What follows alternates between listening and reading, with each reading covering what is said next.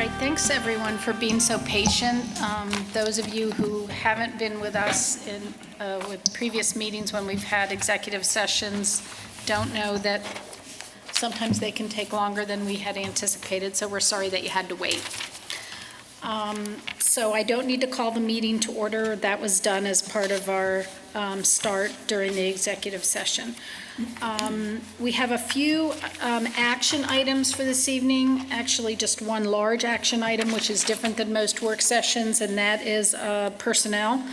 So I need a motion to approve item B 1 through 12, please. So moved. Second. Any questions or comments related to this item?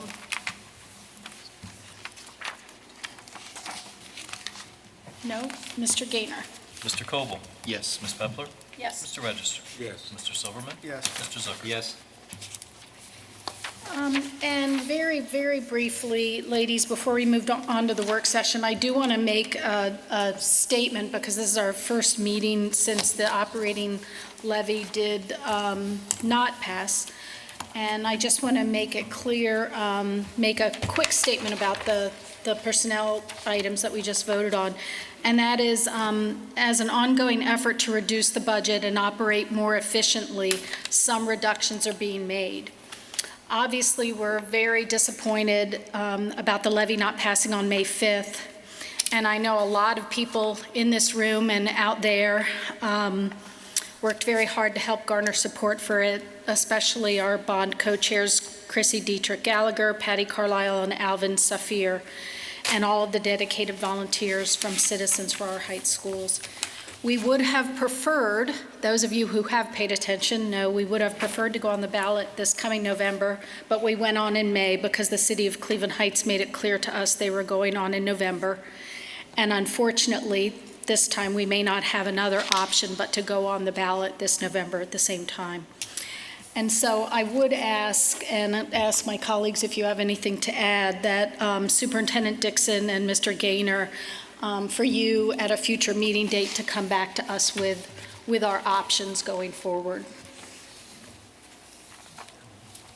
Anyone else like to add anything? No. All right. Introduce him. Thank you. I'll go introduce him. Yeah, okay. So Dr. Dixon is going to introduce a new staff members that we just voted on as part of the personnel. Good evening, everyone. I would like to introduce our new CTE director. If you would come join me, please. So the Cleveland Heights University High School District has named Brad Callender to be our new Director of Career Technical Education and Partnerships at Cleveland Heights High School. I am very excited to welcome Brad to our Tiger Nation family. Mr. Callender is a highly qualified, innovative educator. He was the clear choice for this position because of his years of experience in career technical education and his commitment to transforming and enhancing our current career tech programs. With the new career tech facilities that are going into our renovated high school, now is the perfect time to ensure that our CTE programming offers the latest and the best possible programming for our students. We're confident that Mr. Callender will establish our Heights High CTE offerings as one of the strongest, most up-to-date CTE programs in the region. Mr. Callender previously worked as a principal of Mansfield Senior High School. In his role, he was charged of the daily administrative task, supervising, hiring, evaluating all personnel, fiscal accountability, budget development and implementation, and promoting the school district within the community. Prior to joining Mansfield, Mr. Callender served as the career technical supervisor at the Buckeye Career Center and the director of technology in the Mapleton School District. Mr. Callender holds a bachelor's degree from Bowling Green State University and a master's in education from Ashland University. Certainly, he brings impressive credentials to our district, and his experience as an educator and holding his license in Ohio, and also he's been a business manager. So we're confident in his abilities to direct planning and delivery of assessments and ongoing improvement in our career technical education program. So please join me as I welcome him to Tiger Nation.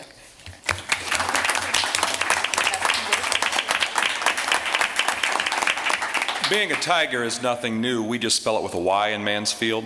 So I'm excited to be part of a new Tiger Nation, and career tech is something I'm very passionate about. And I thank you, Dr. Dixon, Board of Education, and the entire Tiger Nation for the opportunity here. Thank you. Thank you.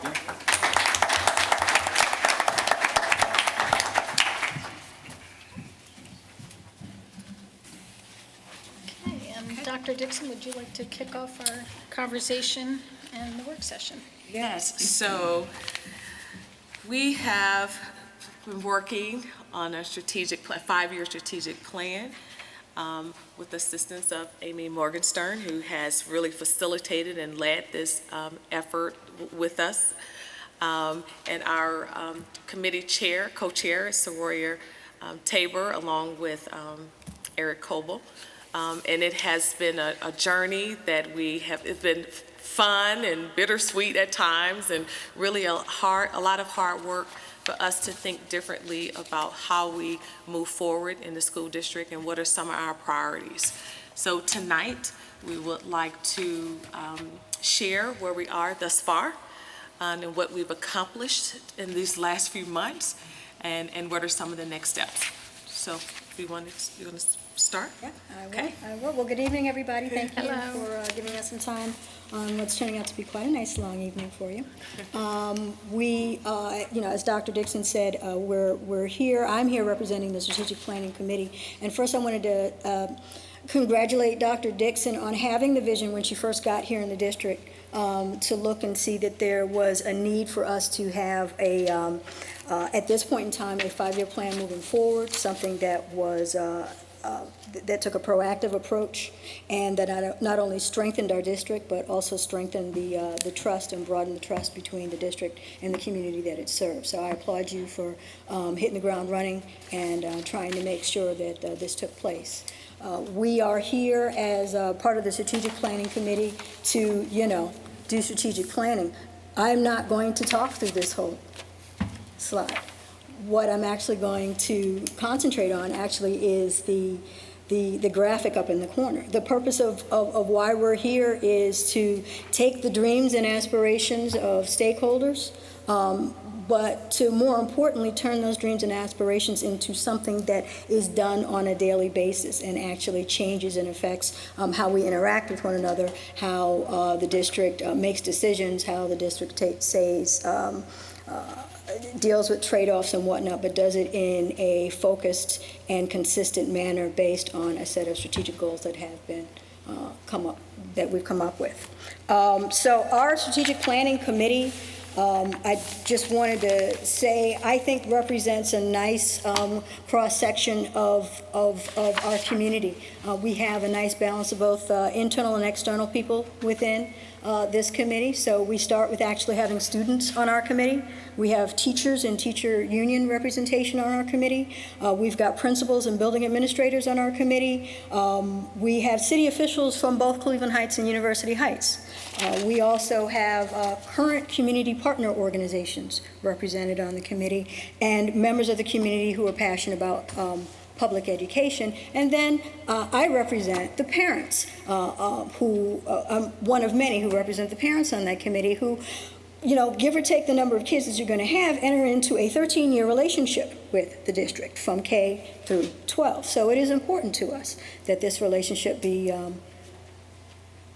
nice one, a productive one, because we're only giving you, our hearts by giving you our children, and you understand that and you trust it. So what we're going to do now is talk a little bit about, just recalibrate for everybody where we are in the process. We began this process in January, and the idea was to, first of all, let us not necessarily reinvent the wheel. Some very good dialogue took place when this community was seeking out a new superintendent. A lot of points were made and wishes and aspirations were thought about then.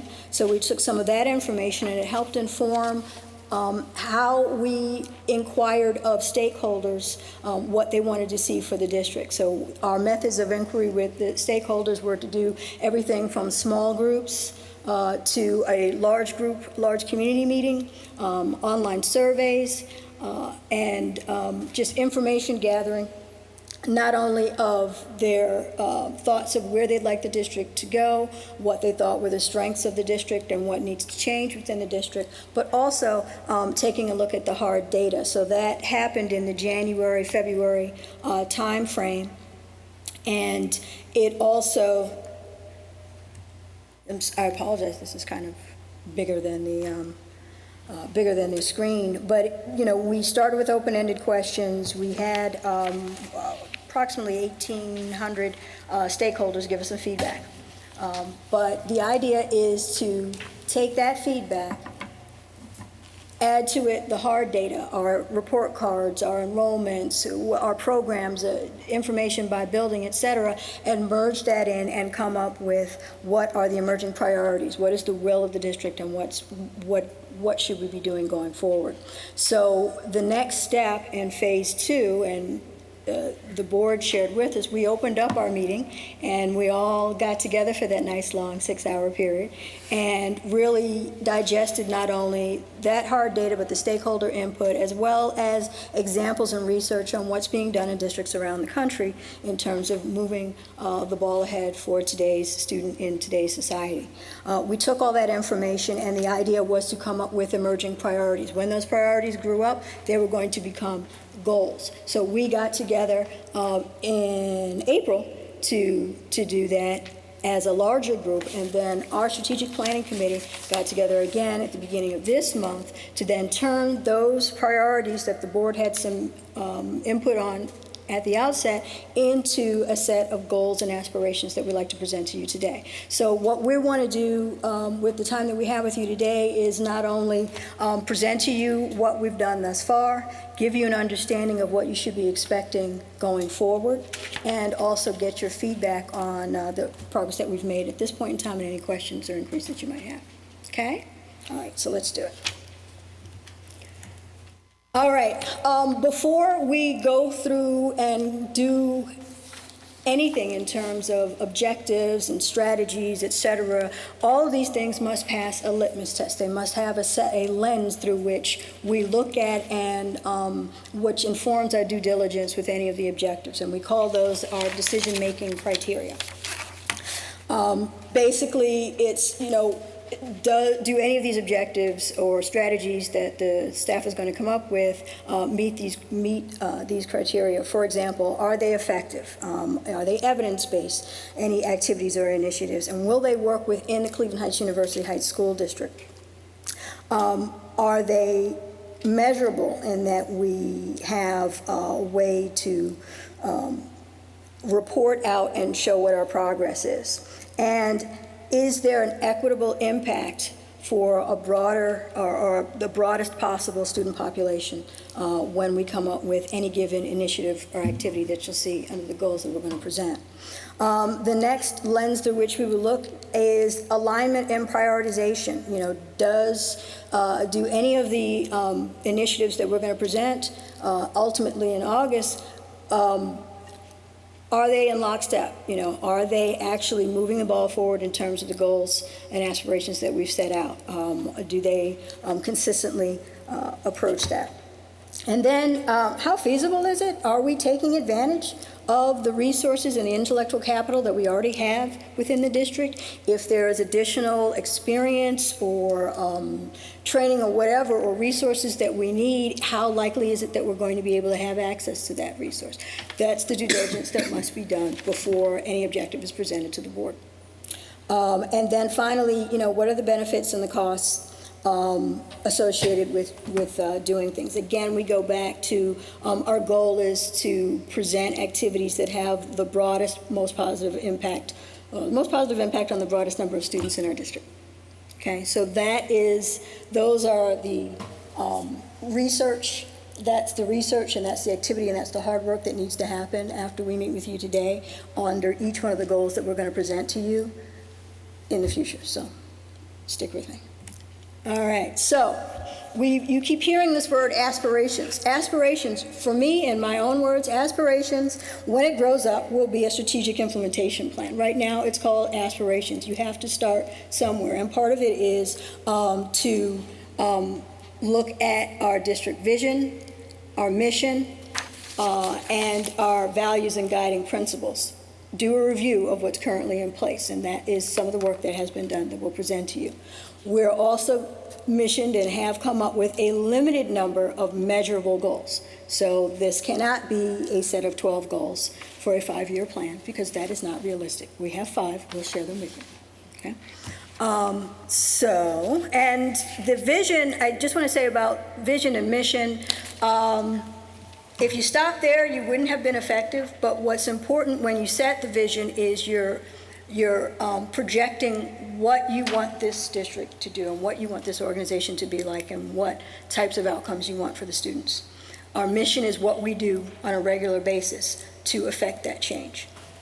Values and guiding principles is what's the character, what is the atmosphere, what is the culture by which we do these things, and the measurable goals are things that are realistic and things that we believe that we can attain, okay?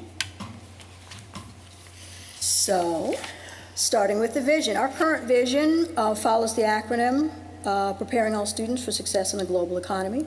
And the committee worked through that and took into account, again, a lot of feedback from stakeholders and a lot of the hard data, and felt that it was time to have slightly more proactive language in the vision statement. So preparing was transformed into empowering these students, to empower all students for success as lifelong learners in a global society, is the new vision that we're presenting, that we believe helps set the tone for the district and also sets a foundation for students to be successful no matter what comes their way in life. And we believe that this particular vision statement helps to reflect that. I'm going to go over the mission, which is currently the mission with parentheses of rigor, relevance, and relationships. The language that we've come up with is that our schools will provide all students with a challenging and engaging education to realize their potential as responsible citizens and for success in college and a career. And a lot of this, again, language came back from those stakeholders who gave us input that said, you know, it is important to us as Cleveland Heights University Heights community that our children come out knowing that they can affect change, that they are actually responsible citizens, not just citizens, but responsible citizens, and that they are prepared to be successful in college and career. And we were very deliberate about the word "and" in between college and career, because no matter how they approach their high school education, they're going to be spending time on college campuses, getting licenses or certificates or what have you. There is importance in having the "and" there. I will then share with you the draft core beliefs and guiding principles. So the feedback from our committee is that the current set of core beliefs and guiding principles is kind of lengthy. I believe that the guiding principles themselves are 9. They're kind of lengthy, and we have an ad hoc group that's actually working on refining that. And what you see with this slide is that there are the text that's in red are your existing guiding principles, and the text that's in green is what we are working on and changing. But one of the main part of this, and the thing that we added as a precursor to the guiding principles, is the core belief statement, which I'll read, is that we are deeply committed to educational equity and to providing an excellent education for all of our students in every one of our schools. Equity permeates everything we do, without exception. And then we are going on with our smaller ad hoc committee to refine every one of those guiding principles and core beliefs. And that work is continuing to be done. You notice, so these are the guiding principles, and they're also in draft and recommendation form. I've used the word equity a lot, and we heard loud and clear from the stakeholders that there is a need to ensure that there are equitable opportunities for a broader population in our school. We heard that consistently. And so it is, as we say at the title here, it permeates everything that we're going forward with, and it is worthy of having a shared understanding and language of what equity means where Cleveland Heights University Heights is concerned, and it needs to strengthen, it needs to be representative in stronger cultural competencies within the school and the classroom, and will lead to greater opportunities for student achievement. We have actually a graphic that actually does do a nice job of helping us understand the difference between what one would consider equality, which is sameness, versus equity, which is fairness. And as you can see, this graphic shows that if you gave every one of these students the same tool, they would still have different outcomes. But if you give each one of those students the tools that they need to have the outcome that you desire, now you have an even playing field, and now you have equity, and now you have fairness. And but yeah, it looked a little different from one student to the next, and that's the definition. That's one of the definitions that we're moving ahead with, and that's what you'll see reflected in the objectives and goals. So, what we're presenting to you today are the 5 goals that we have come up with, and they, again, were the crystallization of the work that we all did in early April. Okay, so we then took all those sticky notes on the wall and turned them into 5 goals that could then lend themselves to measurable objectives and strategies and activities. The first one is student outcomes, and it reads, student outcomes, expectation, mastery, and proficiency. Every student graduates ready to pursue college and career. Goal 2, the educational approach, equity, empowerment, and opportunities. Excellent education and learning experiences are provided to all students in every district school. Goal 3 talks about how we're going to work with the parents and other members of the community. Parent-community engagement, support, and partnerships. Parents and community partners are welcomed and fully engaged in supporting and enhancing student learning experiences. Goal 4 talks about more of an internal aspect to the district, human capital, and a culture of excellence. The CHUH City School District attracts, retains, and values caring and highly qualified staff with diverse experiences and backgrounds who work collaboratively as a team. Goal 5, the operational resources, talks about the finances, technology, facilities, and communication. The district has the necessary resources, uses them responsibly and efficiently to achieve strategic priorities, and keeps stakeholders informed about school and student performance. So those are the 5 goals that we have.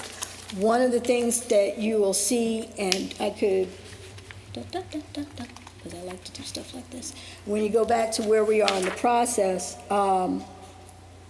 the hard work now has to be done. We're going to open this up for discussion, get your feedback and some recommendations, but after goals comes specific measurable objectives with specific units of measure depending on the goal in question and strategies. The Strategic Planning Committee, I talked about the balance of internal and external. The hard work of actually coming up with these objectives and other implementable items that you will see is the work that's going to be done on the internal side by the staff. over the summer so that it can come back to the committee and then be presented to the board in August. So, would really love to, Yeah, take it back. yeah?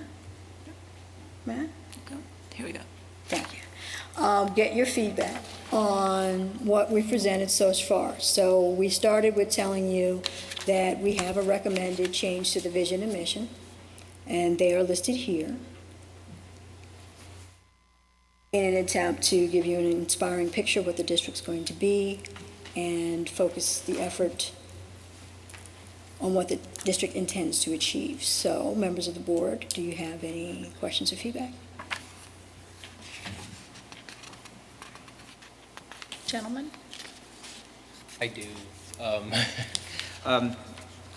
So, well, first, I have sort of something I actually prepared because I did think about this quite a bit. So if I beg your indulgence to give me a little extra time on this, because if I go off track, my train tends to make wrong turns. You're not really pushing me an hour and a half into this. Yeah, yes, I am. But I heard, first of all, I want to thank you. This is really difficult work and great work you guys are doing. I looked at this, and the thing I want to look at is the change of the vision statement. Mm-hmm. I guess I understand when presented with the notion of how do we want to change? We want to look at the whole thing, and there's the impetus to change everything. But I think oftentimes it's really important to be sure you're changing to something stronger rather than away from something. And I did hear what you said, which is that you were trying to change to a more proactive statement. There were also a couple words, and I remember from our meeting that some of the words were suggested that they weren't the words that people felt were the right words to use. So a couple things. First, Amy would tell me that you have to state your biases up front. So I do want to be sure that everyone knows I was on the original committee that came up with the first vision. So I don't want anyone to think that wasn't true. And I've actually I was one of the presenters on it at one of the OSBA, the Ohio School Board Association Capitol Conference. So the flip side of that is that I actually have a little bit of insight into the guiding principles that went behind it. So hopefully that will help a little bit. I guess I want to start by saying that I think the vision passage has actually served us well over the years with very few dissenters, which I think all of you would know, that's very unusual in this district. I think everybody knows what it means. I think it was internally accepted extremely well and endorsed by the vast majority of our staff. We've received significant positive feedback on it over the years, both even at these conventions that we go to, and I guess more than anything else, it's an area of visible stability for this district. With all the other changes that have happened, there have been tremendous changes that have happened in this district. That has remained stable, with very few challenges, frankly.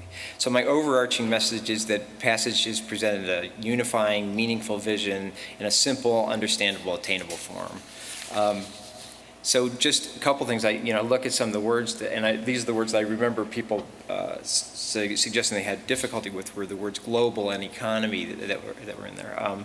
I remember hearing that at the meeting I was at, so if this is old news, I'm sorry. I think if you look at them as individual words, I guess I get it, but if you take it as a term, it's really much more than an economic term. The global economy encompasses the global society and vice versa. The global economy implies the way the world relates and the way the world communicates, and it's a comprehensive term that deals with arts, music, human services, everything.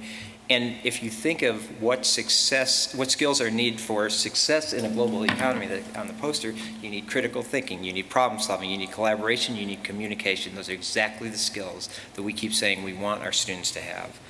I'm not huge on acronyms. I have to be honest. I get the cutesy part of that, but it is true that Passage is something that people can embrace because it's a passage to a brighter future. It's a passage to success.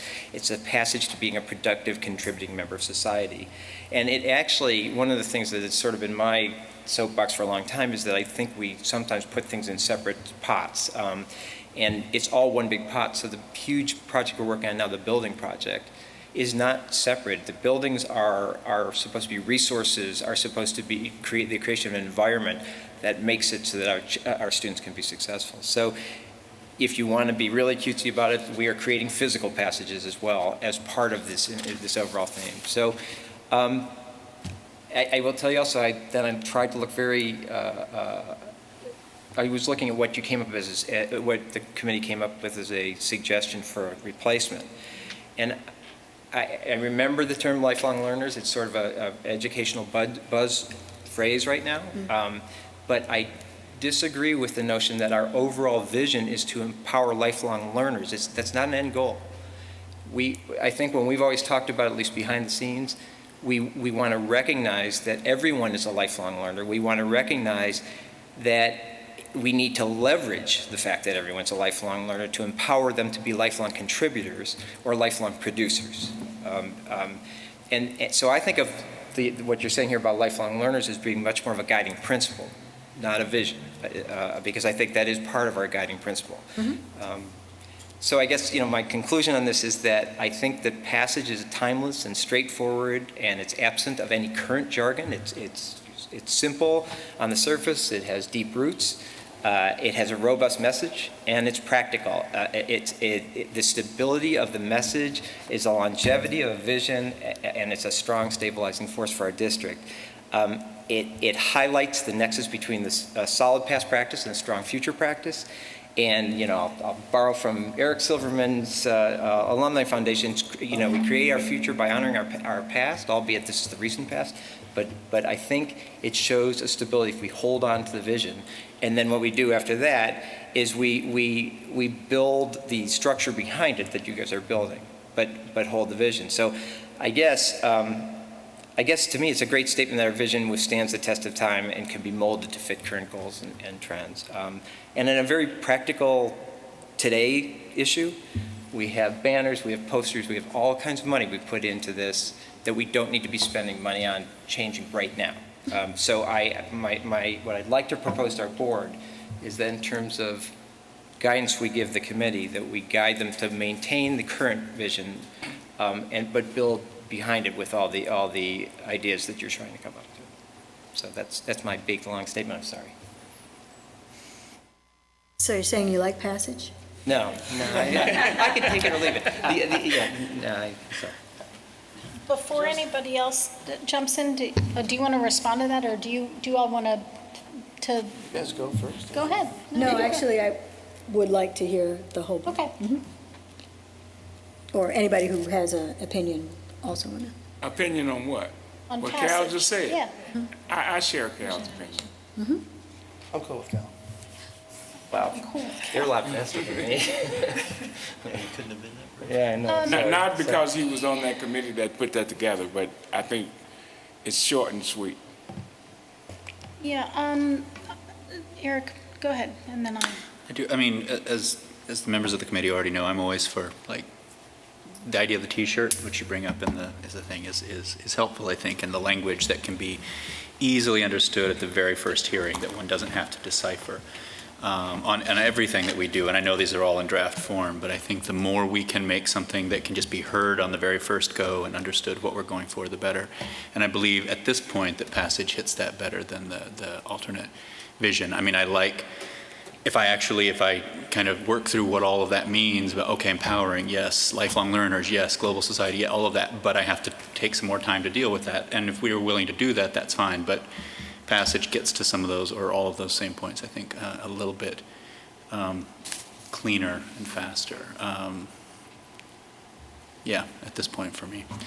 There's some wordsmithing on the mission stuff, but I don't know that we need to go into that at this point for me. I mean, it's my opinion thing. It's not about the basic. I agree with what's in the mission. That's an important question. The wordsmithing piece of question is a question of where we are in the process. And you're representing us, the board, I guess, on the committee, so you get a chance to do the wordsmithing, right? Well, as one of several people on the committee, and also it should be stated that I have been unable to attend the last few meetings in which some of the wordsmithing was going on. I was welcome to be part of that wordsmithing, I was unable to be part of it. So in some ways, I'm coming late to the party and saying, oh, what about this and what about that? And so that's not really fair to the work that the people have done. Then I guess the question is, what is our process? I mean, when we see this piece today, does that mean it's more or less being set in stone? Or, in other words, we got the 5 distinct goals. Are those our 5 goals? Or are we still at a point where we're tweaking them? Well, I think a couple of things are going to happen. First of all, the reason that we're coming to you now is to not wait till August to come to you for the first time. So that's the whole purpose, is to have this sort of open dialogue and feedback and back and forth. So nothing is set in stone, because that would be an inappropriate way to run this process. Let me just go back 1 second. The reason I wanted to get the board's opinion on the vision, and I think you nailed an important part of this at the end of your discussion, Cal, was, and I'm not speaking as committee chair, I'm speaking as a parent, okay, and let's talk about the goals, and let's talk about the culture, and let's talk, I mean, as a parent, fine, we'll go back to the committee and we'll say to the committee, the board sees what we're doing thus far, they're on board with these things, they think we need to change these other things, and oh, by the way, they think the vision as it currently stands really does need to be here, be as it stands, and we need to do the back end work. As far as the goals are concerned, Ron, part of what the hard work that needs to occur over the summer does is, once they've done their due diligence and they've gone through those lens of the decision-making criteria and come up with these strategies that say true to the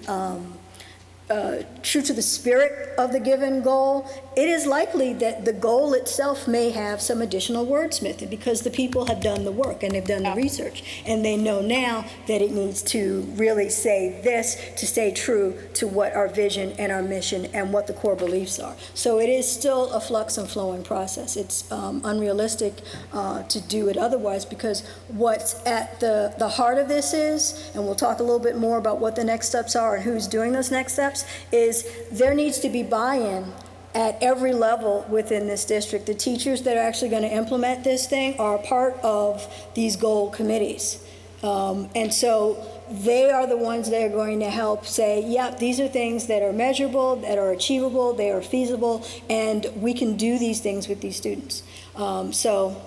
Hopefully that will give you an understanding of how the process is going and how there is room for additional smithing. I want to weigh in a little bit on my reaction to the vision.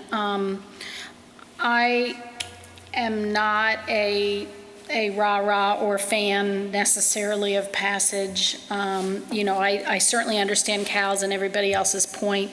I think the 90% of what you said I would agree with completely. I don't happen to agree that we should worry about reprinting banners or posters when it comes to a vision when we're doing our strategic planning, but that was a minor point that you made.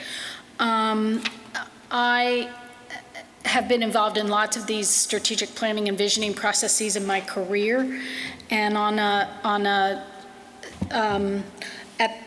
the same level that global society feels better to me than global economy, the word empowering is just, to me, it's not specific enough. It's very social worker-y. I can say that as a social worker.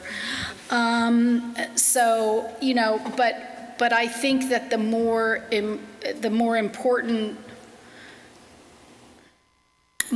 part of this is to get to the aspirations and to put the meat on the bones of those things. I'm not going to, everybody seems to be pretty clear that they're comfortable with Passage, and if that's what you take back to the committee, and as the board's feedback, that's fine with me also. So although I don't have as strong a feeling of that we have to keep Passage as other people seem to have. So that's Nancy Peppler's 2 cents. Yeah, I mean, and we appreciate all that. One little interesting anecdote is some of our committee members, who are, again, representative of our stakeholders, the people that were most interested in seeing change were the students that walk down the halls and see the banners and say, okay, this isn't resonating for me. But I think it's much more important, again, and I will always reiterate, nice, but what are people going to do on a regular basis? How are they going to change the culture or augment the culture or focus the culture to affect change? That is much more important to those of us on the committee who are spending their time doing this than trying to have a battle royale on a visioning statement. I'll leave it at that.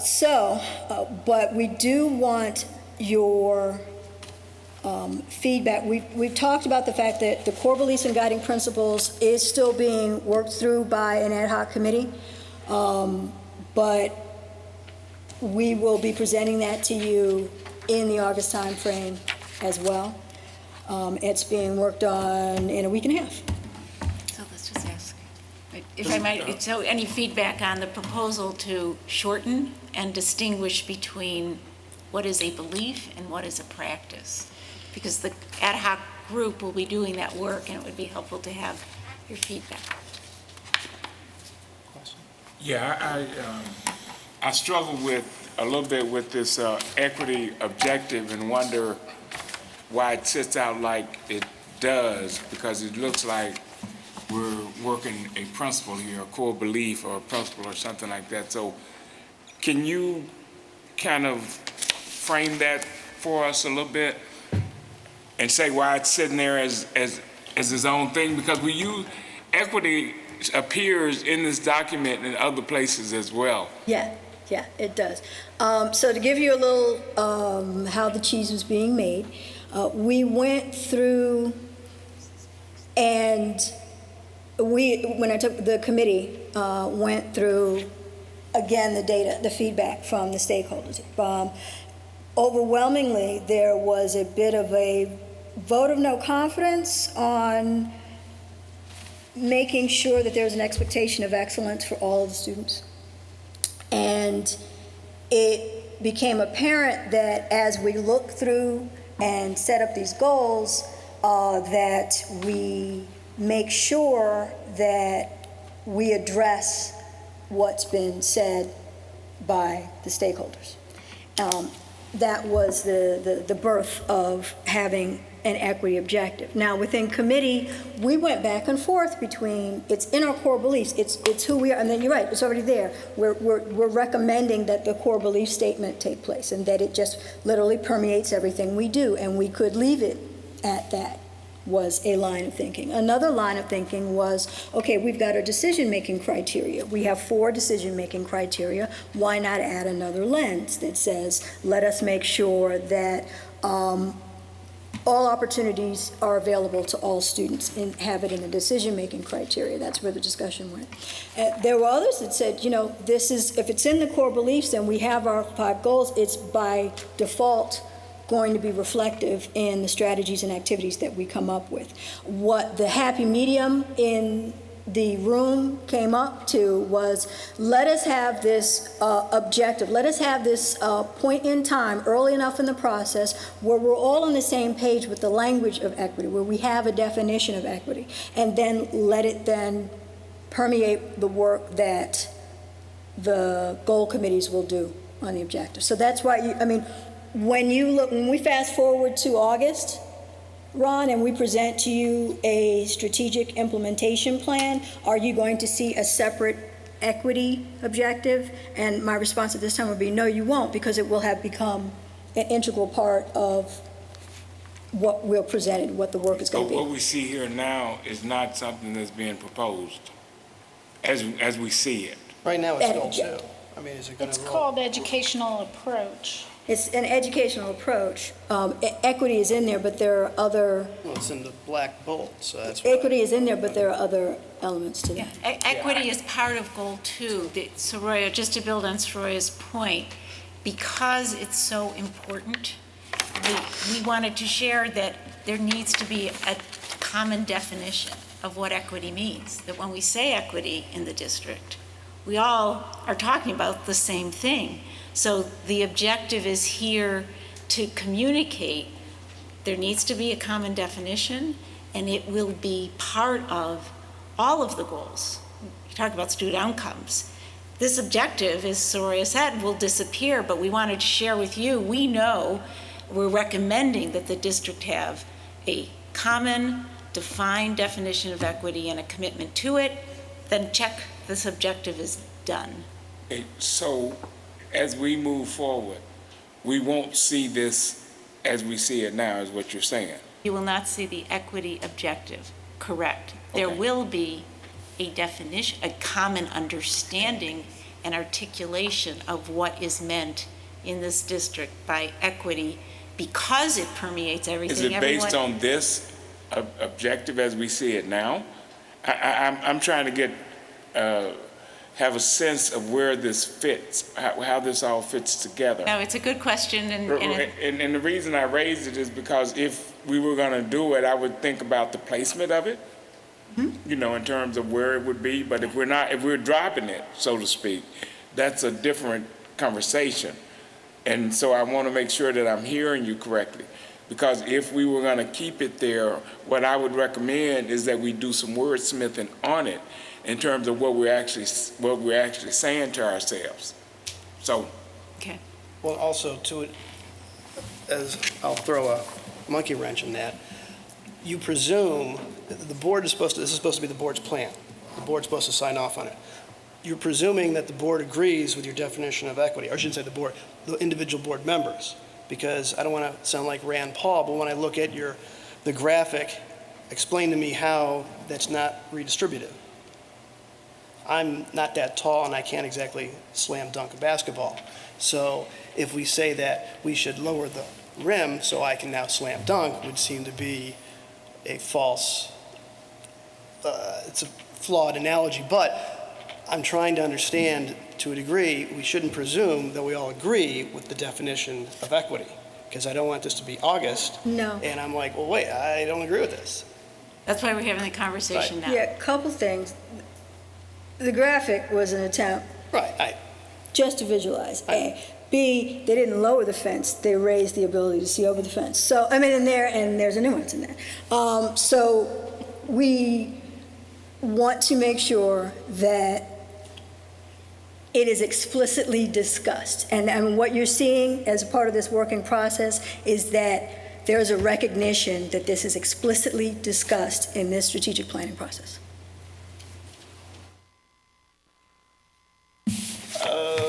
I have another question. Or do you guys have other stuff while I'm looking where I was using different notes? Okay, I mean, I said to Amy, I articulate some of my concerns at our incredibly long retreat at Delisle. My concern is less I'm not so concerned on these objectives. Well, I do have, I'll circle back to one of them I'm not thrilled with, but I'm more concerned about what are we going to do? I want details. I want specifics as to outcomes. This right now, with all due respect, really strikes me as the typical Cleveland Heights wonderful dream list. I'm looking for, we're early on, and I understand you're articulating this is really the overarching. I'm more concerned about the document we got that had the strategy, performance, response. That, to me, that's what I'm concerned and interested about. This, I mean, you can, as much, I'll defer to Cal. I mean, passage is not passage. I'm really not, our mission is we're a school district. It's educating kids. That's our job. Everything beyond that, in my opinion, is window dressing, and I'm really not interested in it. What I'm interested in is objectives and goals for the superintendent and her staff to carry out, and then how we as a board say, hey, did you do it or not? So that, to me, is what I'm more interested in than, to be honest, it's really a matter of the language so that we're all on the same page. The one I'm not jazzed about, to a degree, is it strikes me, again, you're saying we're sort of merging these, we've got these 5. It strikes me as the 5th one is sort of, hey, we got this other stuff, let's throw it in a cauldron, if you will. The operational resources? Yeah, Okay. I mean, as far as I'm concerned, we just had a levy fail. My number one priority is finances and getting off I want to improve our financial situation. That's a priority for me. Number 4, it's great to have, really jazz be a great place for people to work. My bigger concern is I want to be a school district that is a desirable place where people, they want to live here. So to me, I want to be a destination, not a default. So I'm not, we had a discussion at my table at Taylor, Delisle, and it was, we're a destination for staff, we're a destination for residents. Well, I lost out because I had more staff at my table than I had residents. But to me, that's a bigger priority for my concern. But again, if the 5 goals are, I don't know if they're blending or the nomenclature is being modified, but to me, what I'm really interested in is the specifics and objectives and the deliverables, because I don't want to have a repeat of what we had before, which is it's a good mission statement, it's good things, and so be it. Eric, at the risk of starting a major argument, I think I'm not afraid of that. I think that this is the beauty of your reaction to this, is why a strategic planning process has to have as broad of community and stakeholder input as possible. I love how focused you are on certain components, and that's why you were elected and why you're successful in trying to focus conversations and support in the way that you do. But saying, I don't care about that, is one person's response to a process that included 1,800 individual stakeholder feedback. And I know you didn't mean you don't care that it was discussed, or that you don't find some of these things interesting or important, but saying that I really take umbrage at your statement that I didn't win on it's more important to be the place where people want to move than the place where people want to work because there were more teachers at the table. I think you'd get a lot of people who aren't employees of the district say it's really important for us to be the place where people want to work, and that's an important goal for this district. Well, if you brought up the stakeholders, I was going to ask you the question because I remember the stakeholder data. How many of the stakeholders, we had 1,800 responses. How many of them were staff? How many of them were students? And how many of them were civilians? Because if memory serves, it was overwhelming. We had like 500 staff members respond. We had 500 or so students, and we had a much smaller fraction of the general population respond. So when we're talking stakeholders, again, I go back to, there was a survey the district had conducted in regards to something you know very well years ago, and over half of the respondents in the data set were middle-aged white women. And it was like, well, this is not exactly representative of our community's population. Any kind of survey that is not a scientific survey is going to be influenced by the responders. So that's why, to a degree, we can talk about stakeholders, but the reality is that who is in the subset who actually volunteered a response is going to modify the results we get. Just to answer your question and to take us back to the goals, right, because that's really where Soraya and I, on behalf of the Strategic Planning Committee, we do want to focus on these 5 articulated end results, because the work to come is going to, and Eric, we're totally with you. We're all about, it is about the objectives and the specific how you're going to achieve the end result. But first, we want to know, and we want feedback from the board, is the end result what we ought to be focused on developing the details around? And if we need to change this 5-goal framework, let's get your feedback on it, and let's change it so we don't spend the many, many human capital hours that it will take. Okay. So, but in answer to your question, right, we knew from the start we were not doing a scientific random sample. The 1,800, 48% were students, 28% were teachers and staff, 17% were community. So yeah, can we say this was Yeah. all community? And 7% were from the smaller discussions. I just wanted everyone to have that information. So, what she said, but what I'd like to then say, if I could, you started your comments by saying, okay, this is cute, but it'll end in a drawer, and no one will ever look at it. I want to see the meat. What are people going to be doing on a day-to-day basis if you ask them what they're doing? So, yes, that's what they're going to be working on over the summer, such that when we come to you in August, there will be metrics, milestones. Who's responsible? How much is it going to cost? How long will it take? When will we start this versus starting that? Well, and what is the interconnectedness of all things? So you are absolutely right. I personally don't like to be involved in projects that end up with goals that end in the drawer because I'd want those hours back. So we're going to have that for you, one. Going back to what Amy said before, it is important to us to get some feedback on these goals at this point in time. And the only thing that I would say about the operational resources and the human capital goals that you've given some feedback on is, first on the human capital side,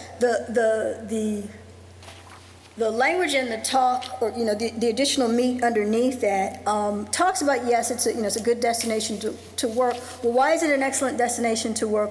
Well, I should say, why do you want people to strive to be there? Because you want them all working towards the same goal. You want people pumped and energized to do what we say our vision and core beliefs are. And so you want to attract the type of collaborative talent that will make it so that our students are educated in the way that we have decided is important to us and that they are prepared for the next stage of their lives. So that's what's behind human capital and culture of excellence, because having excellent educators expect excellence of the students is the intent behind that goal. As far as operational resources, and again, back to when we talked to Ron Register earlier, there is wordsmithing that is coming on these goals. So the other thing about operational resources, it isn't really a catch-all, it is a recognition that over the course of 5 years, there will be these challenges that are called financial challenges or resource challenges or facilities challenges. And we need to have a systematic set of thoughts, processes, et cetera, and decision-making criteria by which we have to make tough decisions or great decisions. And it's important for a goal like that to be in there so that we have a framework that follows the overall aspirations of the plan. So you have to have it in there separately, would be what I would present back to the board. My short answer on this is yes to all 5 of these goals. I say they're worthy. Slightly longer answer is yes, there's some bits of wordsmithing I think could help us focus them a tiny bit more. One more slightly longer answer is that I believe if we are doing all 5 of these, that will address the question of making this a community people want to come live in. I think having that as a goal is beyond us, because that involves state taxes, that involves amount of shopping center, that involves access to highways, things that are way out of our purview. But if we do all these things that are total, some of them will stretch us. Engaging parents fully in the schools that's tough. We know that's tough nationwide. But that's within our purview. We can make strong attempts to achieve that. If we do all 5 of these things, I think our schools become the kind of schools that people will want to live in the community to engage in. I talked enough already, but I would agree with Eric on all points, actually. I think the 5 categories are really good. I do think wordsmithing definitely, but that's fine. I'm an engineer, so I don't do that well anyway. So, but I do think in terms of just sort of guiding, the core beliefs and the guiding principles, I think when you go back to wordsmith those a little bit, as long as you're thinking what does it lead to down the road. I mean, I think part of the problem with some of the blue sky core values is how do you operationalize that? I mean, it's impossible. Mm-hmm. And look, we did it's been done forever. I mean, and you always want to say, we believe that every child's a blossom that's going to, whatever. I mean, but you got to have things that you can make into something that can be operationalized. That's the one. And I agree 100% with Eric and Cal on that. And that's, as you've already said, that's the important thing, is how do we do it? What are the measurable goals so that we know 3 years out, are we close to this? Are we missing it? Are we what? That's what will give it meat. Yes, sir. And I would agree with what these gentlemen said, and also say that I think that these 5 represent very, very well the conversation that I heard at that meeting from the people who participated at that meeting in April. I think that these really represent that very in-depth conversation that we had as a community. Anything else anybody wants to add? Looking forward to this August. Hardware. Yeah. And now the hard work. And now the hard work begins. Now we're going to get to work. Yeah, so I've taken up enough of your time. Thank you for your time. In closing, the work actually starts up again on Friday, right, Dr. Dixon? Yes. We have a meeting. Amy is coming in to meet with the district team regarding the 5 goals and choosing the teams. We're going to solicit participation from staff members throughout the district and move forward with the work. So this summer, an entire summer of working on these, developing these goals and those objectives and the measures, and creating a dashboard as well. Yeah, absolutely. All right.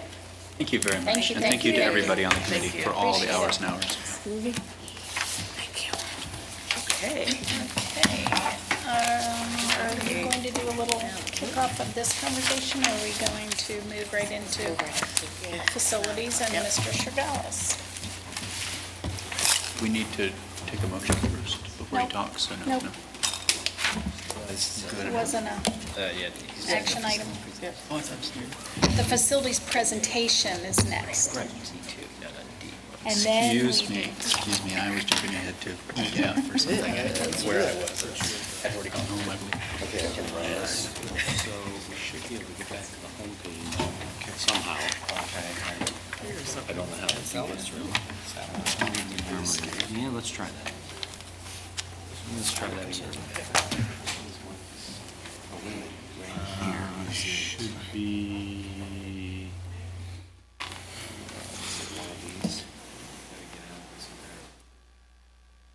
Or it could be. That's it. That's it. Yep. Okay. So, Slideshow. Yep. There you go. From Just go back to the beginning. Oh, and I have these too. Wow, did it. Do you want me to hand? Yes, I need please. these handles up. Okay.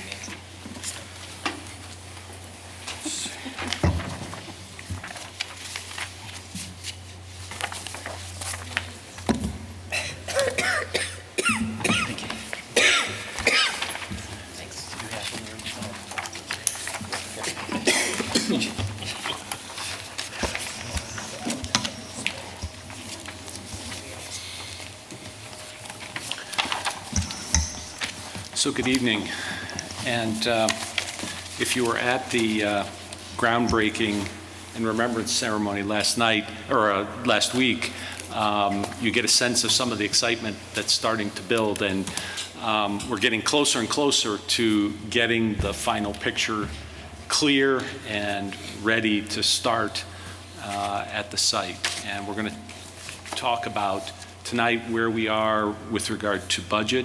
We're going to talk a little bit about the design process. We're going to also talk a little bit about next steps.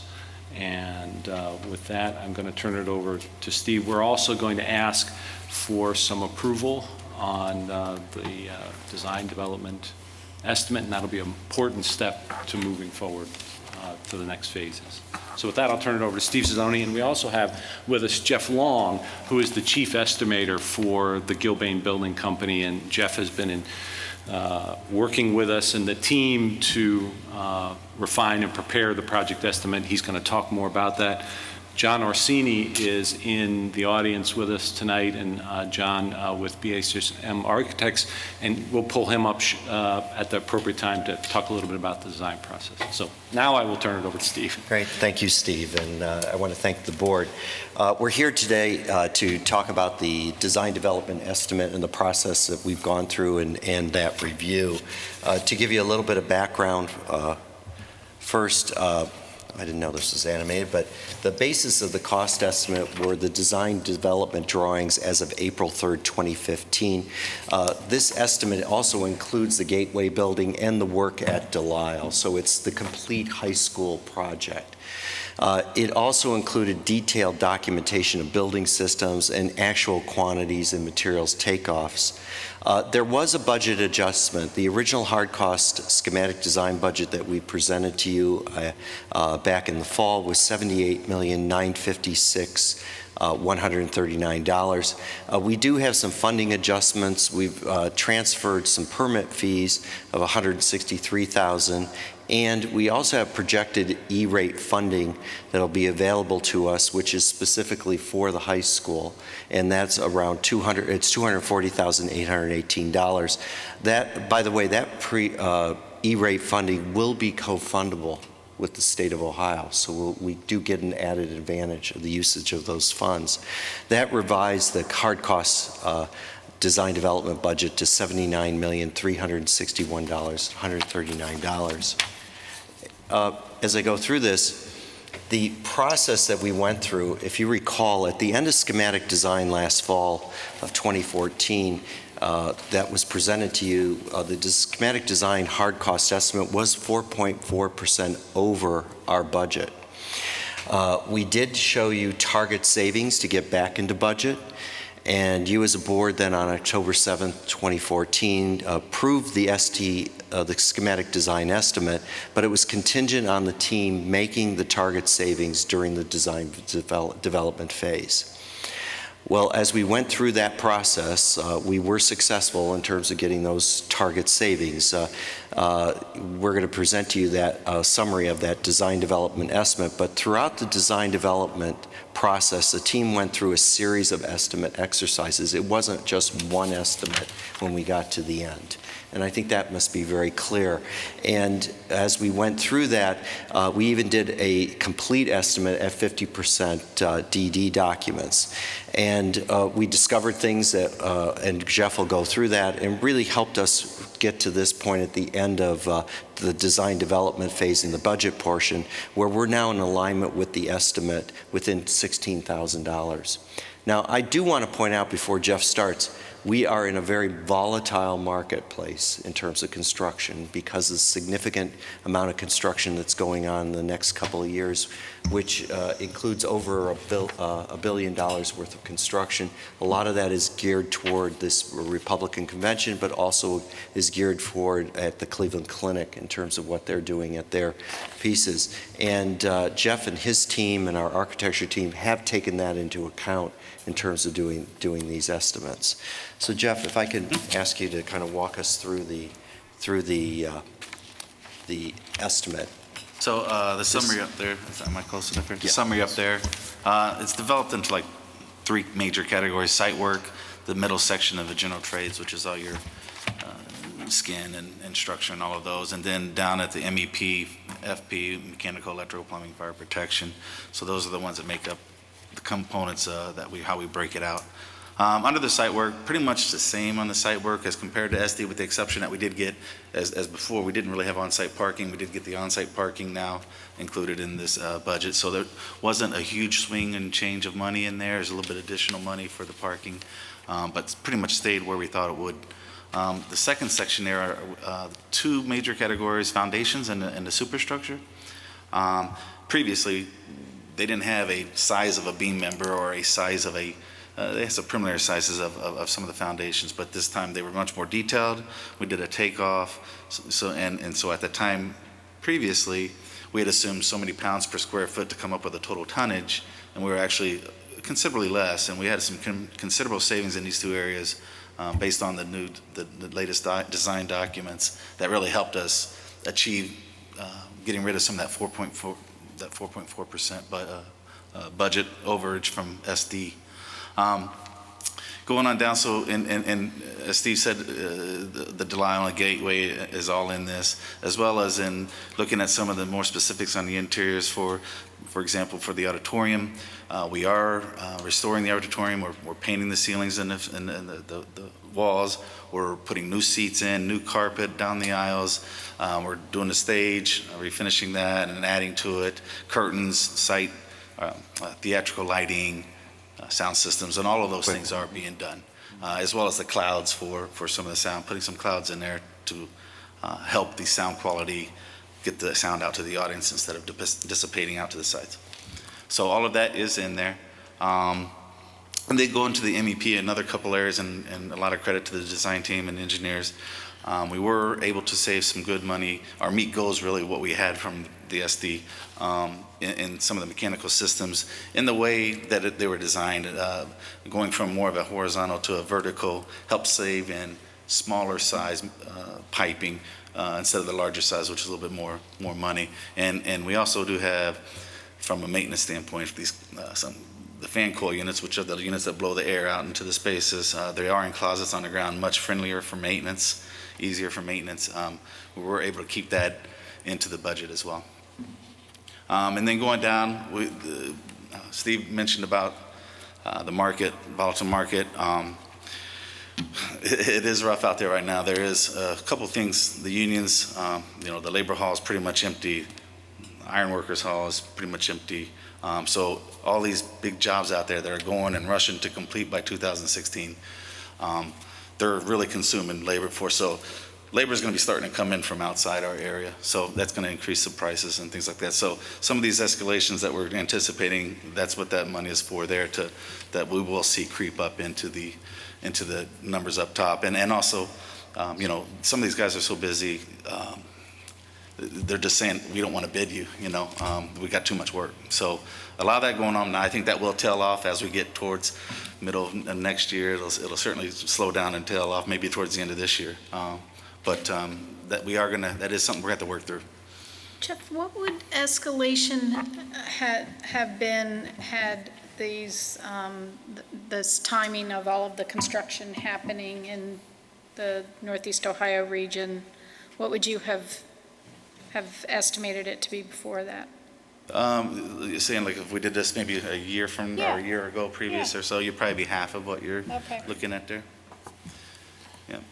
And that's a safety. That's for us to be the escalation is anticipated to be there because we don't know what the market will bring us, and so we may see better than that. Exactly. But, absolutely. Okay. Yeah, actually, at this point in the project, I would have hoped that we could have had much lower escalation numbers. We're getting very close to where we're going to have our GMP and get our final numbers, but because of the way the market is, they're really saying we need to have this level of escalation still in the project to protect our interests. Yeah, and then once we get to the GMP, that goes away, and then it's time for us to figure out how much it is going to go and really put the risk on us as far as where we feel that escalation, that factor, where the labor shortage is it getting better, is it not, things like that. And we're just going to factor that into our numbers. Jeff, just piggybacking on that too, we had this discussion, but just to reiterate it, the reason why that escalation won't fall off why it doesn't show us falling off after the Republican convention's over, because we'll still be building, is because most of our biggest construction is front-loaded. Front-loaded, correct. So by that point, when we get to that point, we're going to be probably 80% through. So even though right then there may be the halls will be wide open again. They're starting to get and then finally we are still carrying a design contingency, so it's a 3%. So this is for things that little changes in the drawings that we can't anticipate, things like that. So and then our costs down below. So we are still carrying a lot of our costs are based on percentages based on our contract, as well as our insurances that we have to carry and our staff and fees and GCs and all that. We're coming in around I can't see those. What is that? 213 conglomerate. Which, just for you folks' edification, when I was back multiple committee iterations ago, that's pretty when we're coming in per square foot is pretty much really, total cost is pretty good, because I was looking at other projects for other school systems, and, academia, you may do 400 a square because someone wrote a check for 25 million, but we're coming in, I was very happy with those. The cost per square foot is looking sharp, I think. That's how much? We're coming at 210, 213 a square foot. And just to be clear as well, that the savings that you did manage to find in here in terms of everything from, materials, pipe sizes, all that kind of thing, none of that's going to come back and bite us soon down the road, right? Because of are we making sacrifices on any of that we feel like are going to... We're not anticipating that, no. Right. I mean, The design, I don't see any reason why the design, it's all calculations and science as far as what size pipe you need to get to push this length and all that. So that shouldn't, as long as we don't change the layout or something, or But you're talking about like quality materials. All of the above. I mean, Yeah, quality materials. The quality all the materials, different places it's that you varied found by the savings schools. in. I Yes. just remember early on in the process, before we ever even started, we were talking about, there's the ideal, and then there's what we can probably get, and then what we may have to sacrifice bits here and there. And I'm hoping that the sacrifice parts aren't anything that's going to, 7-8 years down the road, something's... Yeah, no. You said the savings were about getting more detail on the design. That's correct. It was not, these are not savings in terms of quality or reduction. They aren't changes. There were Correct. details that took you to better That's correct. ability to estimate. Yes. Am I And we right? still have, yes, correct. Okay. And we still have our, to bid us, you have to be qualified. We go through a qualification process. We check all their stuff, and quality, we have a quality control program, so that's not going to be sacrificed. All of this is really from design, and some of it being earlier on when we didn't have too much design, maybe we assumed a little bit too heavy of a building where it's not 12 pounds a square foot, it's 10 pounds a square foot. Right. Great. As we went through this, though, there are some alternates that we're suggesting, and these aren't finalized. These would be part of the GMPs. And the alternate list at present is this, we've discussed earlier, is the full geothermal HVAC plant, which is $1.3 million. The next alternate is a new orchestra pit. And one of the things that we discovered as we went through this process with the pit, it is expensive, and I'll have to explain why. If you were to just look at the pit lift and the system, the actual equipment, it's very reasonable. But unfortunately, the pit construction is very high. In particularly, I need to explain what we're doing in that auditorium. That auditorium was originally designed with a low-volume air system back in the 20s, which is the way we still design auditoriums, low volume air, so you don't have high sound in the space, and so you have a quiet space so you can hear everyone who's on stage, and it's a really critical acoustical piece. Back in the 70s, they abandoned that system, and they put what we call air handlers. Because of the space is so minimal because there's a floor on top of it, they made the ductwork very, very small. That meant they had to use higher velocities of air, which means they're noisy. And if you're in that space, it's really awful. So our acoustician really worked at saying, what are our options? Well, we first looked at some other types of air handler systems, but we just really couldn't get them to fit, or they'd be extremely expensive. The best system was reusing all of that ductwork, which are like tunnels that sit underneath there. It's a slow system. It's very comfortable. It's comfortable both for cooling and heating. One is you're bringing the air where the people are instead of in the volume. So in terms of comfort level, it's also higher level comfort.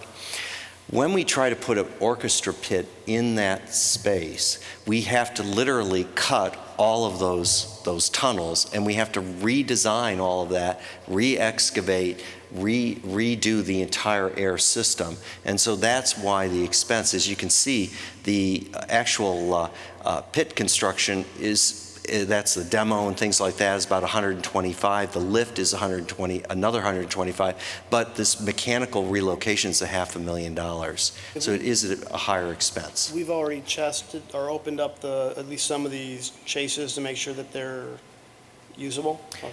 Yes, our engineers have done reviews, and yes, they are. And it's kind of interesting. This is very common in all of our office has been involved in a lot of renovation of spaces, of theater spaces across Cleveland, including Severance Hall, the State Theater, the Palace Theater, and the Ohio Theater. All of them had the same situation. There was a point in time where everybody went to an air handler system, abandoned the tunnels. In all of those theaters, those restored theaters, they use the tunnels for their air system. It's a very common method. It's actually a great method. Not to make too light of it, but when you talk about the air coming from there, the people in the front row aren't going to look like the old Maxell commercials where their hair is blowing back. It's incredibly low volume. Right, but if you could explain that to people. The whole space. There's We're going to put a series of bunch of holes. Holes in down that thing, and it's very low volume. Right, and just also to highlight something else Jeff, you sort of glossed over, but there's no reason you shouldn't have. You were talking about some of the sound clouds, which I guess not everybody would know what those are, but those are acoustic panels that hang down at an angle so that the sound bounces and is more focused to the audience. And is that also part of a shell, or It is part of a shell. We have walls of a shell already, the district already owns, so we're able to reuse those, but we don't have a cloud system, and this is probably pretty critical with the new stage house because we've actually are bringing the stage back to its original size, which is much deeper than originally was. And also, we're increasing the volume we're bringing back the fly space to its full volume. If we don't have clouds, it's very hard for that sound to make it out of the stage. It all winds up going vertically.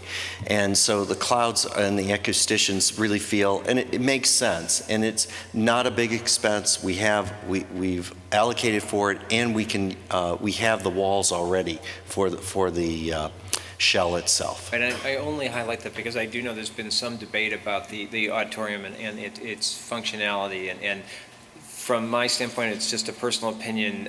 Those are very important things to add to. I'm glad they're part of the project because they really will help the enjoyment of the audience. That's correct. This would be sort of above the performers on the stage, not in the. It's when you're in a music situation, they're flown. What it is they can collapse vertically and then they're flown up when you use it. Out towards the auditorium. Yes, it does. Okay, gotcha. If you're in Severance Hall, it has a permanent cloud ceiling, a shell, and you need that to get. It's like a horn. You got to push the sound out. You can actually see it blossom really well. Blossom's probably a better example. Yeah, but it would not affect the ceilings of the current auditorium. No, it's over the audience. It's on the stage, and it does two things. It not only allows the sound to come out, but it allows the musicians on the stage to hear each other. Yeah. That's also a critical aspect of acoustics. Is if you're in an orchestra or you're in a choral, you want to be able to hear what the other players are presenting. The next item is field irrigation with a rainwater storage system. This would be a rainwater collection system, which would then allow us to irrigate the softball field and the baseball field. The next item are a series of, as we said, the auditorium's going to be renovated. There's been a desire to restore, and we call that historic restoration. And we have a series that could be each done individually and could be done independent of each other, but some would probably need to be decided earlier.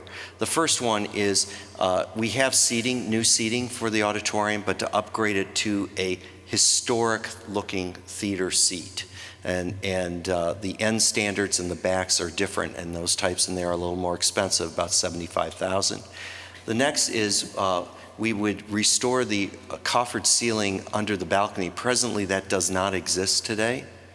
And for a restoration, it doesn't need to be restored in terms to make it a good theater, but it would be nice to restore those coffers, that plaster work. Do we have any image of what that looked like? I mean, because I was just there looking at this, wondering, and it is just flat. It's flat. At this point. It's flat today. So what would be the difference? I mean, It would be literally coffers, similar to the main ceiling. Has a series of coffers. There's sort of little squares that kind of recess upward, and it's a common historic feature. We have the original drawings, so we know what it But they're not just covered up, I mean, if they're gone. They're destroyed. Yeah. Yes, Okay. it's a plaster job, because when they put that ceiling, they went and, they Sure. shot through that ceiling, the plaster's been destroyed. It needs to be, you literally have to bring it back, and you bring plasters in. It's done it with lath, and it's done just like originally was done. Well, and the current plan has a substantial amount of work in the back of that space anyway. So Yes. that, to a degree, that area is going to be significantly reworked anyway, so it's a matter of they just put a skim coat or they do the ornamentation. That's right. And it's interesting, and I'll go through this, when you could had to decide on each of these, in particular, the chandelier restoration, I mean, the chandeliers do work, but it would be nice to do a full restoration of those, and also put electric winches rather than mechanical winches. It's easier to maintain and to bring them down for light changes. And then doing a multicolor paint scheme. And the original theater did have a beautiful multicolored paint scheme. It is expensive, and it's about $500,000. Now, of these of 4, 5, 6, and 7, the deciding time is, let me tell you this, for the full geothermal, we would probably have to make that decision at bid time. So if we get bid savings, and we could do that. The same with the new orchestra pit. That would have to be decided that. The field irrigation and rainwater storage, though, could be decided quite late in the construction process. So we may get savings through other contingencies, so you can make that decision later. The historical seating, it would have to be done within the first 6 months because of schedule.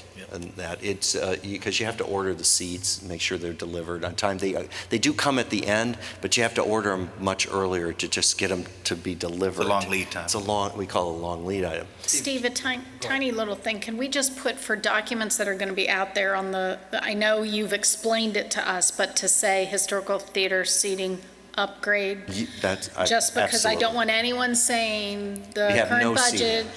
Correct. We're all We going to have be new sitting on the floor, seating. or we're going to be using the sitting in the old seats. seating. We're We not. have new seats. The new seating is in the current budget. We definitely Yeah. will do that. When you're talking about when we'd have to decide, it would be in order for that to be in by the time, when the high school Is completed. is complete, because, I mean, I think any reasonable person would say, well, you could do seating anytime, or summer. Right, but we don't want to buy Right. one set of seats. But I just It'd be a wanna lot more clear expensive. that this is in order for these are all numbers in order for it to be done when the high school. Yes. And your time frame is based on bid documents?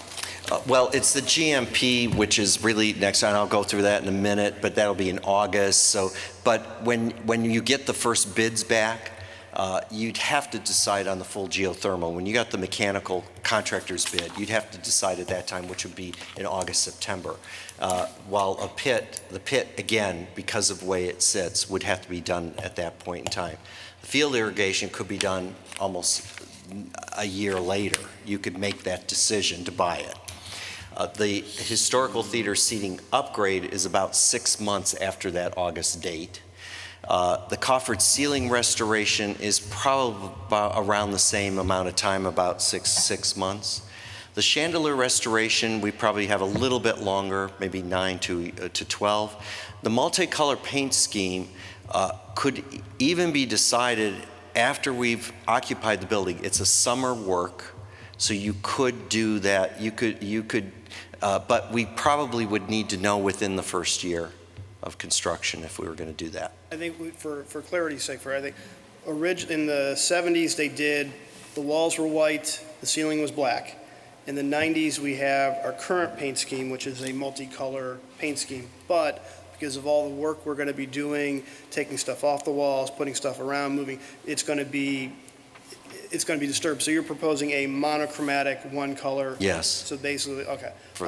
So what we have now, we would, how it looks now is not how No, it it would look be a if we single don't do color. the It'd be a single color. I mean, we could do the ceiling different from the walls. I mean, that kind of, but it's the same, large area. detail. We can't do, I think what would be useful, at least for myself, and I think going to a degree, even to, I think a little bit for the fundraising committee, is if we could get a sense of what the proposed multicolor scheme would look like, because I think that could be very useful for us as far as sort of selling that. And then another component too would be the theater consultant originally had been talking, the front facade of the balcony was modified in the 60s, and then these two bump outs for equipment. Originally there was talk of restoring that front. I know that's not in here. If you can get me just a ballpark idea, because we were contacted by an alumnus who was interested in doing something in the performing arts, I have a feeling the price tag is going to be more than what he wanted to do, but if I have a sense of that, at least I can pitch him on that. We'll definitely do that. Thank you. I just wanted clarity on this, on the number for the multicolored paint scheme. That's only to paint, that's a differential, right? Because either way, you have That's to the restore additional. the walls. Yeah. Yes. Right, but it's additional. Yeah. But you're restoring the walls anyway, so this is just buying paint and painting. But it's, I'm just saying what other multiple- painting. it's And a much longer- all done by hand, and it's done, it's a lot more- significant. I get it, but I mean, it's a big number it's labor that probably intensive. needs to be explained at some Yes, point. and- It's a lot longer of scaffolding rental. It's a lot I get it. longer of conditioning the space. I really and do understand keeping- better than I sound like, Yeah. but I think it's something that would be the way people would look at that. Yes. Because it's, all you're doing is paint. I think we You need- can't use the And spray paint. and it's You usually a can't more spray it from expensive the bottom. paint. Most Yes, it's much more And that's the expensive thing paint. that's why I wanted to articulate what we currently have, and if we don't, if we didn't have this expense, if we don't eventually do that, I think people need to be prepared that, hey, you've got this wonderfully restored space, the new seats, the new acoustics, the whole 9 yards, and then you come in and the walls are all taupe, as opposed to multiple colors. I think people need to, if we don't end up with that, we need to have people prepared that, hey, guys, that's what the budget allowed. So, I mean, that was one of my concerns was, we're repainting the whole thing. I'm like, oh, great, but then I'm like, oh, one color, well, welcome to 1974. So that was why I was, That's it on the alternate summary, and that completes Jeff's portion. And are there any other questions? Because I'm going to ask John Orsini to join us up here on the budgets. But don't go far, Jim. Yeah, he's not going to Just leave. in case. Okay. No. As part of design development, you say, well, we've got an estimate, but aren't we done with design development? We are in terms of for the estimating piece, but there's still elements in terms of details, and particularly how individual rooms are laid out. And I'm going to ask John to just kind of give us a summary of the process and where we're at. Even the $213 per square foot is gonna stand no matter what the material. We might have some options on materials, but overall, that's what the cost is gonna be. Yes, in terms of, we're not adding more walls. Now we're trying to determine exactly where those walls are and how a room is laid out. And that's what we're in the process of now. Yeah, and just so everybody knows, we have met, this was our third group of meetings with user groups and teacher liaisons. And I do want to thank, Principal Ross did an excellent job in scheduling as well as in participating in the meetings and understanding the direction of the school, of the new school. So it was really a positive thing. And like I said, I'd like to thank Zorba and Mayana and Stacy Walker for all their help in regards to scheduling and meeting with everybody. It was really great. What we did was we've met on at a minimum 3 times and sometimes 4 or 5 times with different liaisons and teachers and administration, security, about individual rooms or individual areas, especially in regards to security. It went from a broad sense of, hey, this is the direction of the school, to detailed layouts that includes furniture and casework and teaching walls in regards to each space. Steve had just mentioned some ideas about wall locations. For the most part, based on our third groups of meetings, the walls that were presented in the design development, they're probably 90 to 95% correct. We're making minor modifications based on these meetings. And each time we go, I compliment the staff because they have a better understanding of not only their space, but of the direction of the school, because that's really important. it was really exciting when, when we meet with the teachers and they get excited about what's going on in the new building, because each time they have a better understanding. I think, Nancy, you said it, each time you see the building, you see the changes and you see how it's becoming a better facility for the students. I think it was really, it's a nice process. We have a few more meetings to schedule with people like nurses, technology, and a few of the teachers. We still need to meet with them based on comments we heard last week. I do want to say that once again, Zorba did a great job, and he not only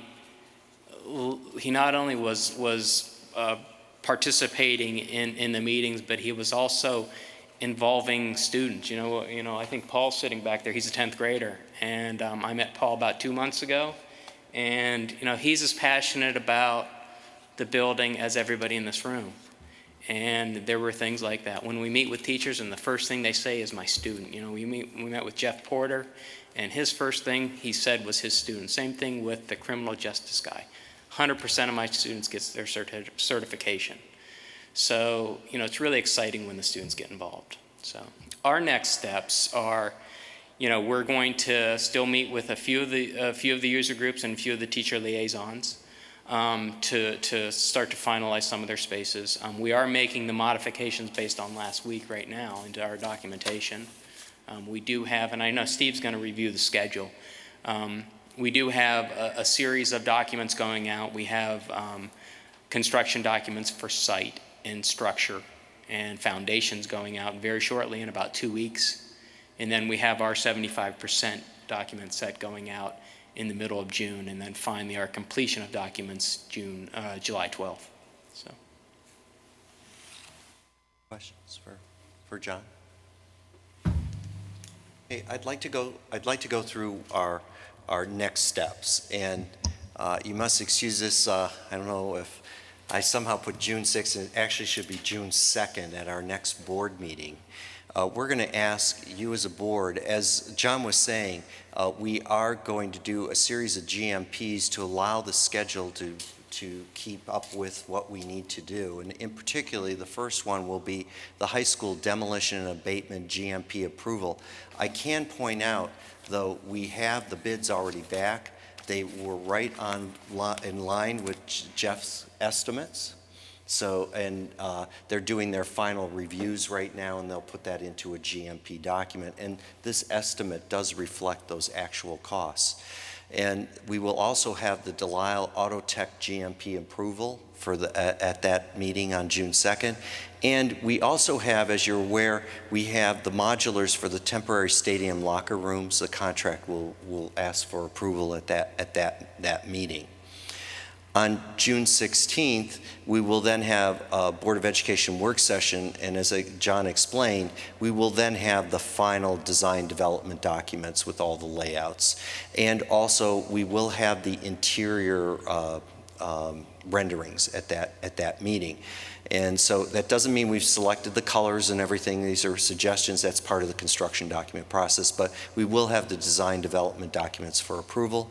We will also have at that session a sustainability presentation by Laura Steinberg of HLMS Solutions. Laura was the one who did our eco-charrettes, and she's going to give you a summary of what we did at the eco-charrettes and what are we actually doing in the building.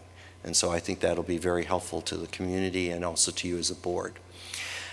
Then on July 21st, as John said, they've already have the structural and foundations and civil. We're going to be going out for bid for those soon. By July 21st, at that point in time, we'll have the GMP for approval, which will be structural, foundations, and civil. Again, the reason we do this in pieces is it allows us to keep the project moving forward and keeping on schedule. And then by August 18th, at the 2015 Board of Education work session, we will have the final GMP for the rest of the project for the complete high school, and also we'll ask for the construction documents approval at that meeting. So in August, we should have that, where we know all of our, everything's supposed to cost, spare for the contingencies. That's correct. Okay. Going from another document gave us just because it's coming right down the pipeline. Middle schools. Now, we're supposed to be signing off on the middle school architect in September. In September. We're I'm glad you asked the question. We're just in the process. We're writing, and we need to really work with the administrative staff, but we're in the process of writing the RFQ and RFP. It's a little easier because we have a template based on the high school. We'd like to get that out in sometime in June for the RFQ. And we'll probably, I couldn't tell you exactly which dates, because I really want to work with administrative staff and Dr. Dixon and her team and to kind of work through that in terms of who's going to be participating in the selection process. It will be, we're required to do, as by state law, we will do a request for qualifications, which will be public notice. We'll get responses, just like we did the last time for the high school. From those responses, we'll shortlist. From that short list, we will present to them. We will ask those shortlisted firms to provide a proposal, and we will do simultaneously both the architects and the construction manager, just like we did with the other project. And then we will do a series of interviews, and then make a recommendation to the board, which would be in September. We anticipate, I mean, it's a vastly similar project, but very different from the high school. Do we anticipate anything different as far as, I mean, it's similar, but it's different? It's really the educational piece that really is transformative. And so, but we will still go through the same processes. Program of requirements, we'll go through that process, and it'll probably be very similar, a very open process with the community. We'll then go through a schematic design development. It's the same process, but educationally it's quite different, and it's also two sites. Right. We'll for the public component, we had a whole public design and input process, which I think because it was a high school, there was a lot of interest. Do we anticipate, we'll do the same, but do we anticipate it to be as lengthy as many meetings as we had with the high school? Well, that's something that we had not worked out yet. That's something that we'd like to really sit down with Dr. Dixon and the rest of the educational services team, PMC, and bring a recommendation forward. So we're still thinking that through. That concludes our presentation, and our hope is today that you would give approval. It doesn't mean we've approved the project, it's just approval that you've recognized we have an estimate and we are on budget. Thank you. I do believe that we, because we did have facilities as one of our topics, that we have agreed to take public comment. If anyone in the audience would like to make comment on what you just heard, facilities only, you're welcome to come to the mic. If not, we'll move forward with approval. Does anyone want to say anything? Nope? Okay. All right. Could I have a motion to approve the Cleveland Heights High School construction project design development phase estimate? So moved. Second. Any other questions or comments? I did have a couple quick ones. Mr. Shigalis, if you can give me, I think, just a reminder, a list of what we're doing for PI in 2015, what we're doing. It's not directly related to this, but I'll take advantage of the opportunity. What we're doing construction projects other than high school this summer. I'd be happy to send that to you. And John, you're working on that salvage punch list? I'm working on the salvage punch list? Yeah. Yes. Okay. And then, are we doing anybody in the process doing any kind of pre-existing conditions or interior, exterior of the building, or is just because we're... We will do that. Okay. At some point before we get out there. Okay, so you're going to take a whole pictures of all the exterior and the interior before... Okay, then I don't have to harass Steve to get me a key and do it myself. Cool. Those are my 3 questions. Thank you. Mr. Gaynor? Ms. Peppler? Yes. Mr. Register? Yes. Mr. Silverman? Yes. Mr. Zucker? Yes. Mr. Cole? Yes. And could I have a motion to adjourn? So moved. Thank you. Mr. Gaynor? Mr. Cole? Yes. Ms. Peppler? Yes. Mr. Register? Yes. Mr. Silverman? Yes. Mr. Zucker?